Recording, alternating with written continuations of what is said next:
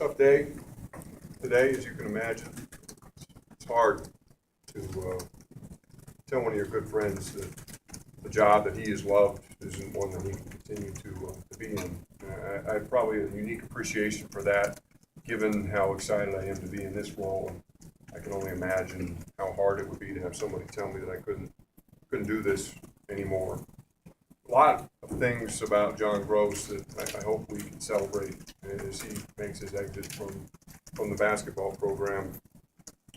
Unbelievable optimism, his energy. He's someone who cares first and foremost about our student athletes, never had any concerns about how he treated them. Our athletes left here better people, better students, better athletes. Wonderful, engaging member of our community. He's intelligent, strong role model. A lot of things that when I met with him today, I told him there's so many things about you that would be on my list for any head coach. And that's absolutely true. The challenge for me, of course, is that my decisions have to be based on what's in our best long-term interests. And for us, we have a basketball program that we all expect to compete for Big Ten and national championships year in and year out.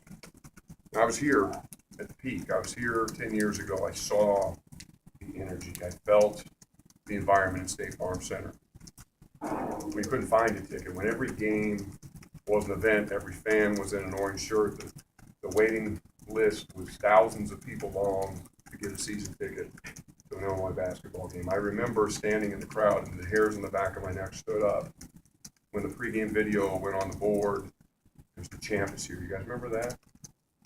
The Ali video, the movie, the champ is here. I've never forgotten the feeling in that place when that team took that floor and that video was on the board. That's what we're striving for. Year in and year out. That was 10 years ago. And if we're not careful, it'll be 30 years ago. That's what I can't allow to happen. I've been evaluating the basketball program basically since the day I walked in the door a year ago. This wasn't the culmination of one game.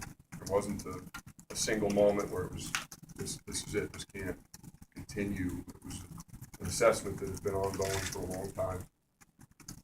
Made the decision today rather than maybe after tomorrow for a few reasons. One, I felt like after the game on Thursday, I was able to sit down with some of our senior folks and really take full stock of the program. I was able to reach a point of peace with the decision that I felt was necessary. I'm not someone, once I make a decision like that one, to dally around and wait. I didn't think it would be fair to John, to the other people with the program, once I knew what I wanted to do, to pretend that I didn't. And also, we also have to recognize that we're in a very competitive marketplace. This is essentially a game of musical chairs, and we don't want to be the person left standing when the music stops in terms of identifying our next head coach. We need to put ourselves in the right position to go out and start to move more aggressively to identify who that coach might be. This afternoon, I met with John at about 1 o'clock, talked with him about my decision. He handled it exactly as I thought he would. Grace, with humility. His first concerns were with his family. His second thoughts were with his players. And his third thoughts were with the University of Illinois. Nowhere in there did he ask questions about himself. He was immediately thinking about other people. And I was very appreciative of his professionalism and the relationship that I hope I get to continue to have with him. We followed that meeting with the team and with our coaching staff, communicated with the recruits. I look forward to having conversations with them in the days ahead. We will begin our search immediately. I can tell you that there will not be an announcement on Monday. This is, I told you when we went through the football process, that was a very unique situation. We won't be in a position to move that quickly. This will be a more traditional process than what we went through a year ago. I'd also remind you that a lot of great coaches are still coaching. They've got programs that they're leading through the postseason. We want to be respectful of their obligations. A couple final thoughts, and then I'll wrap it up and take any questions. First, I just want to remind people in the room, and just as importantly, our fans, some good people lost their jobs today. And I understand the interest in some people want to celebrate today, and today is not a celebration day. Today is a day where we recognize that there were a bunch of people who worked really hard on behalf of this university for the last 5 years. And I think it's easy to forget that these aren't people in a reality TV show. They're not actors in a play. They're real people with real dreams, real aspirations, real fears, and real families. Made a rough day today. So the cameras are going to go off, and the writers are going to go away, and they're still going to have to pack up the boxes, find a new job, put their houses on the market, be away from their families. Let's be respectful of that. Understand, I wish people could see all the effort and the energy that goes into running a high major college basketball program. The sleepless nights, the anxiety, the interest, it is incredibly intense experience. And these guys, for the last 5 years, have laid it on the line for this university. So we all owe them that debt of gratitude. Last thing I'll say, and then I'll take questions. The future's bright. The future for Illinois basketball is bright. It's an unbelievable program with almost unmatched tradition. As we go off and hit the marketplace and we start to consider different candidates, that's what we're looking for. Somebody who understands the tradition that exists here, somebody who's a great fit for the University of Illinois and the rich history that we have with our basketball program. Illinois basketball will stand up and make us all proud.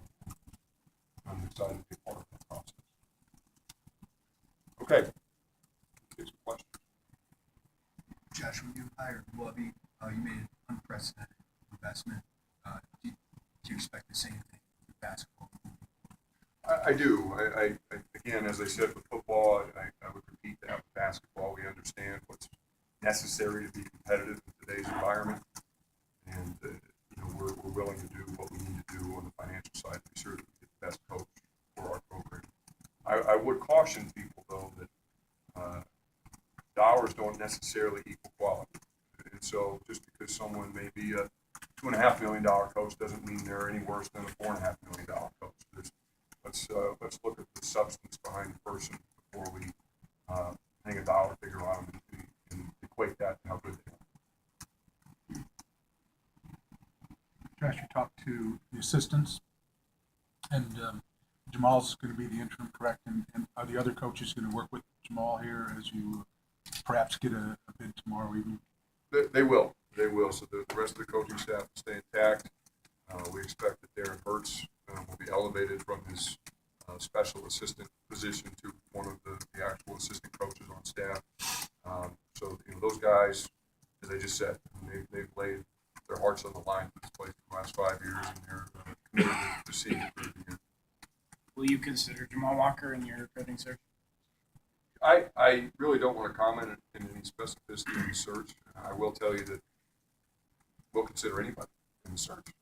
We'll leave no stone unturned in trying to identify the right person. And so I'm certainly not ready today to start taking people off the list.